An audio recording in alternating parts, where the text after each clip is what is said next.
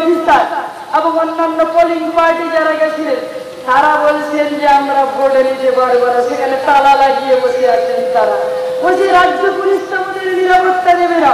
তারা বলছে যারা ভোট নিতে যাবে, ভোট কর্মী যারা, ভোট কর্মী যারা, যারা প্রিজাইডিং অফিসার, যারা নির্বাচন কমিশনের নিয়োগপত্র নিয়ে ভোট করতে যাবে, presiding officer, first polling officer, second polling officer, তাদের নিরাপত্তা নেই।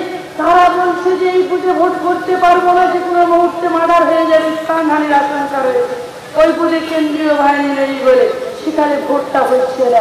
যদি এখনো আমাদের স্টিং নিউজ চ্যানেলটি সাবস্ক্রাইব না করে থাকেন তাহলে এক্ষুনি সাবস্ক্রাইব করুন আর বেল আইকনটি ক্লিক করুন। পেয়ে যান সব খবরের দ্রুত ভিডিও আপডেট।